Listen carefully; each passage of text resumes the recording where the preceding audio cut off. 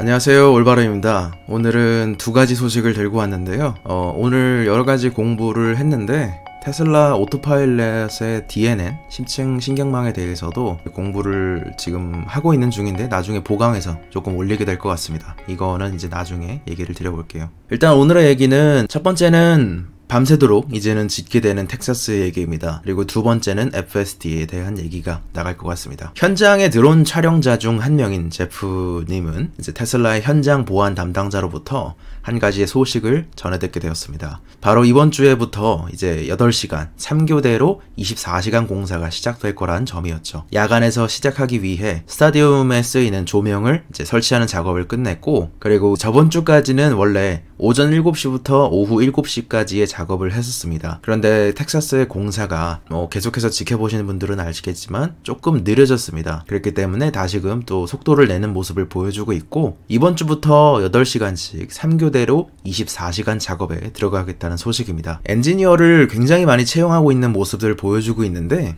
이런 모습들은 테슬라의 공식 홈페이지 내에서 커리어 페이지에서도 한번 확인할 수 있었습니다. 여기에 이제 테슬라를 텍사스로 지정하게 될 경우 다양한 잡타이틀이 떠있죠. 이거를 생각을 해야 되는데, 테슬라에게 어떻게 보면 공장도 하나의 제품이라고 생각을 합니다. 아마 이쯤 여러분은 예전에 일론 머스크가 테슬라의 장기적인 경쟁 역량은 제조가 될 것이다, 그렇게 대해서 얘기했던 것을 기억하실 것 같습니다. 아크인베스트의 밸류에이션 모델에서도 여기에 나와 있듯이 공장을 얼마나 효과적으로 지을 수 있냐가 밸류에이션 모델에 반영이 되어 있음을 볼 수 있죠. 그리고 이전에 9월 1일 자료에 올려드렸듯이 중국의 웨이보에서, 공식 계정 웨이보에서도 상하이에서 훨씬 더 자동화된 공정을 확인할 수 있었습니다. 다시 이제 기가 텍사스 얘기로 조금 돌아와서, 그러면은 이제 12시간 돌아가던 게 24시간 돌아가게 되었으니 2배가 된 것이냐, 이런 거에 대해서는 약간의 디테일이 조금 필요할 것 같습니다. 실제 현장 영상들을 보다 보니까 크레인을 사용하는 대규모 이제 장비들은 현장 안전이 이런 야간에는 아무리 스타디움 불빛을 쓴다고 해도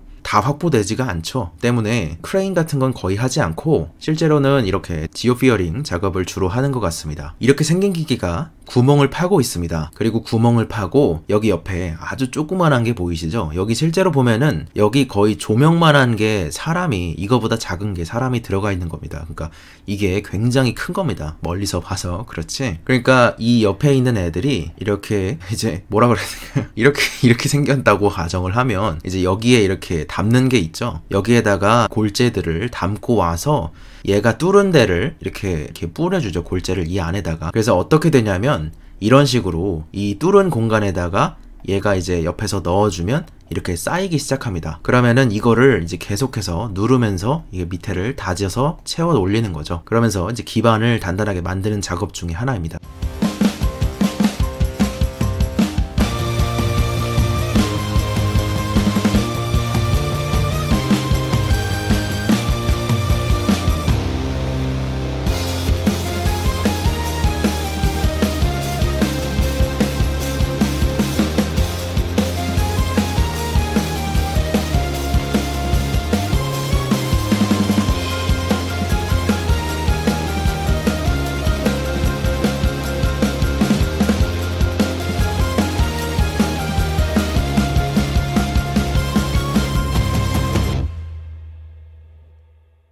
두 번째 얘기는 FSD 베타 리뷰로 넘어가 보죠. 일단은 여기서 중요한 점이, 첫 번째는 오류에 대해서도 얘기를 하게 됩니다. 근데 FSD 베타는 오토파일럿 리라이트를 하면서 얘기가 나왔던 것이 결국에는 도심 주행까지 완성시키는 것이 목적이라는 것이죠. 그렇기 때문에 일반 교외 같은 경우는 이미 잘 하고 있습니다. 이런 살아있는 도로의 오류를 이렇게 베타 테스터들이 수많은 양질의 데이터들을 모아주는 것이 테슬라만 할 수 있는 것이 아닌가, 이런 생각이 듭니다. 이것도 어떻게 보면 팬덤의 영향이기 때문에 안전까지도 어떻게 보면은 내가면서, 그러면서 이제 실험을 하고 계속해서 정보를 주는 것이기 때문에 이런 것은 테슬라밖에 하지 못하는 그런 영역이라고 또 생각이 됩니다. 일단은 원래 제가 이 부분은 이제 센서 커버리지 문제인 줄 알고 혼자 열심히 공부를 또 하다가 몇 번이고 돌려보다가 이유를 찾았던 이슈 중에 하나입니다. 일단은 여기 맵을 보시면 여기가 오르막길입니다. 그래서 이렇게 쭉 가야 되는 상황이죠. 첫 번째 오르막길은 보시다시피 약간 이렇게 우측으로 향해서 가는 모습을 보여줍니다. 그래서 실제로 경로도 이런 식으로 잡혀 있죠. 오른쪽으로 이렇게 해서 올라가는 모습을 보이다가 다시 제자리로 올라와서 쭉 진행하는 모습을 보여줍니다. 그리고 이제 두 번째 오르막길을 마주하죠. 여기서 일단은 앞차를 초록색 차량, 한마디로 선행 차량으로 인식을 하고 내가 따라가는 모양새입니다. 그런데 이럴 때 왜 이 사이로 가야 한다고 경로 설정을 했을까, 이런 생각을 해봤습니다. 이유를 금방 알 수가 있었는데 이것이 이제 완전히 오른쪽으로 이렇게 트는 모습을 보여줬습니다.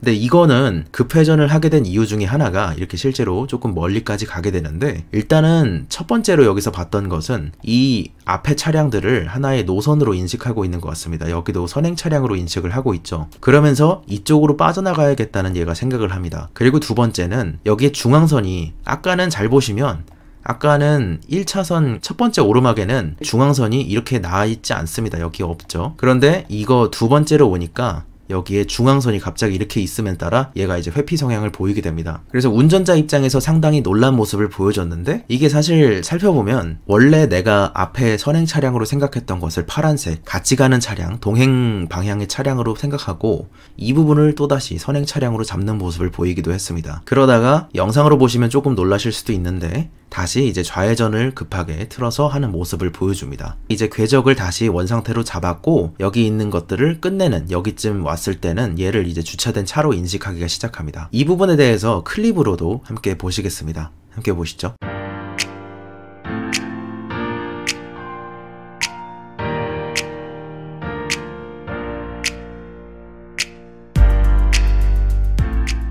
이제 처음에는 센서 커버리지 문제인 줄 알았다고 했던 이유가 해당 자료들도 그래서 구했었는데, 원래 이런 식으로 오르막길일 때 이거는 이제 카메라는 아니겠죠. 메인 카메라에 같은 경우에는 각이 이런 식으로 정해져 있기 때문에, 앞에 이제 3개가 달려있지 않습니까, 테슬라는. 그 각이 정해져 있기 때문에 오르막길일 때 아까 갑자기 중앙선이 튀어나왔을 때 즉각 경로 판단을 해야 되는 그런 경우가 있습니다. 왜냐하면 HD맵을 사용하지 않기 때문에, 만약에 HD맵을 사용하는 경우에 내가 여기서 직접 보고 인식하는 것 외에도 환경 모델을 구성할 때 매핑된 정보를 따오기 때문에 이거에 대해서 정보를 넣었을 건데, 이런 식으로 내가 인식하고 있는 것 외에 매핑된 정보를 바탕으로 해서 내가 이제 환경 모델을 구축을 하기 때문에 내가 어디에 있고 이 중앙선이 나타날 거라는 걸 미리 이제 인식을 하고 있는 거죠. 그 인식이 없기 때문에 이 바로 추론을 해야 되는 상황에서 왼쪽에서 중앙선이 갑자기 나타났으니 얘가 이제 약간 휘청거리는 모습을 보여줬지 않나 생각을 해봅니다. 근데 이런 문제는 실제로 보다 보니까 정작 야간 환경에서는 주차된 차가 여기에 오른쪽에 있는 상황이고 왼쪽에도 있죠. 그래서 상당히 좁은 환경을 가고 있는데, 쭉 가는 사이에 이제 오른쪽에 여기 앞부분에도 또 있습니다. 이런 식으로, 그러니까 이렇게 커브가 있고 여기 이렇게 커브가 있는데 여기도 차가 있고 여기도 차가 있고 여기 앞에도 차가 있는 상황이죠. 그런 상황에서 얘는 또 잘 인식하고 갔습니다.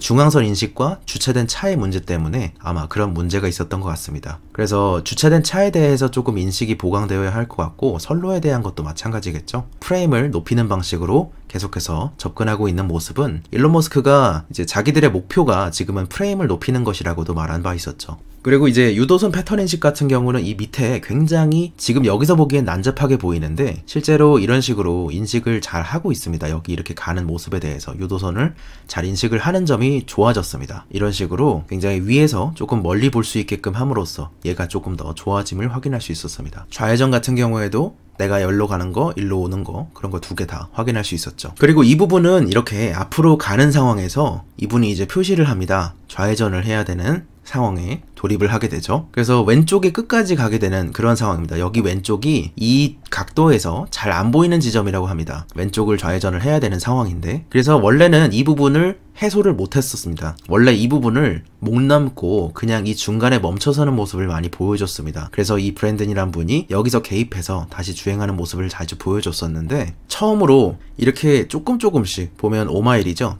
조금씩 2마일 이렇게 운전하면서 앞으로 조금씩 가서 얘를 이제 확 확보를 합니다. 이 앞에 대한 정보를 모으고 그러면서 이제 다시 속도를 높여서 주행하게 되는 그런 모습에 성공했습니다. 그래서 조금씩 기어가면서 좌회전을 하는 그러한 모델에 성공했는데 이것에 대해서도 클립으로 함께 보시죠. It's always struggled right here. It's a really blind turn. I hope you can see this now since it's more wide. There's actually a fence to the left. And it's always stopped really far back. And then, oh, it's creeping forward. Oh, it stopped and creeped. Okay. Okay, this is what I was waiting for during all of my testing, was it to stop and creep and go forward. I am so glad they made that change. So, you know, you saw what happened. It stopped and it started creeping forward. 그리고 이제 이 부분도 처음 해낸 것 중에 하나입니다. 원래는 이제 차선 인식 그리고 경로 추정이 조금 더 좋아졌다고 볼 수 있는데 원래는 중앙에서 이렇게 우회전해서 들어갈 생각을 하고 있었습니다. 여기서. 그런데 갑자기 이 오른쪽으로 많이 붙였다가 그리고 또 그냥 지나가는 걸로 보기도 했었죠. 얘가 그냥 직진해버리자고 생각을 하고 있습니다. 내비게이션은 오른쪽으로 가는 것인데 그러다가 다시 한번 이쪽에서 꺾는 것을 보여주면서 오른쪽으로 정상적으로 주행을 하게 되었으나 이게 실제로 이렇게 이미지로 볼 때는 잘 안 보이는데 이제 약간 휘청휘청거리는 그런 모습을 보여주기는 했습니다. 그래도 원래 이 부분도 줄곧 실패를 했던 부분이기 때문에 이 부분도 함께 보시죠. So it's always picked the wrong lane here. Oh man, wasn't really happy with that. But it did pick the correct lane. Okay, pick the right lane. 여기는 이전에도 같은 이슈입니다. 이제 계속해서 이 밑에 있는 것 인수를 잘 못하는 모습을 보여주는데 여기는 직진 차선이고 여기는 우회전입니다. 근데 얘는 우회전을 해야 되는 상황이죠. 그런 상황에서 여기도 보여주지만 여기가 우회전이고 여기가 직진입니다. 그런데 얘가 이제 직진 차선에 가 있으면서 우회전을 시도하고 있는 그런 모습을 보여주고 있죠.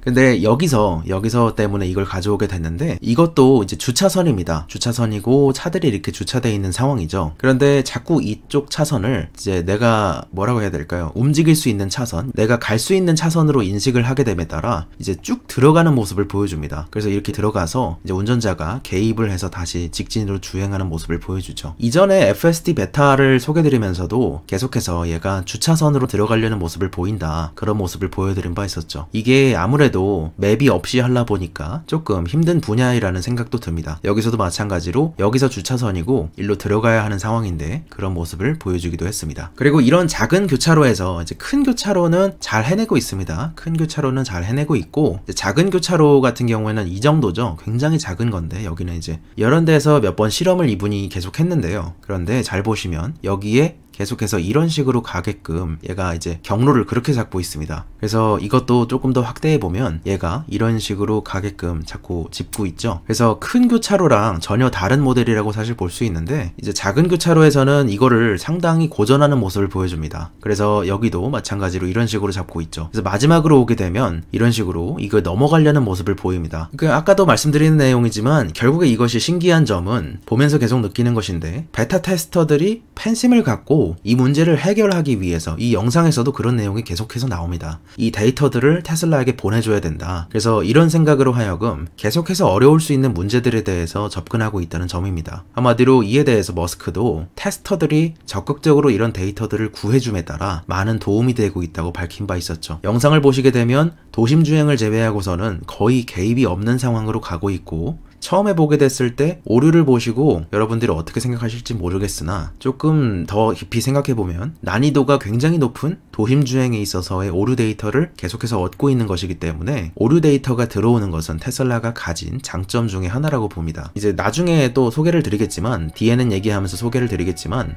테슬라가 클라우드를 통한 훈련에 있어서의 그런 상당한 장점이 있고 이미 전기차 관련 기술에 대해서는 압도적인 우위를 갖고 있기 때문에 자율주행이 꽤나 장기전이라고 보는 입장에서는 여전히 테슬라가 갖는 접근법에 장점이 있다고 생각합니다. 오늘의 테슬라 소식은 여기서 마치겠습니다. 감사합니다. 올바른이었습니다.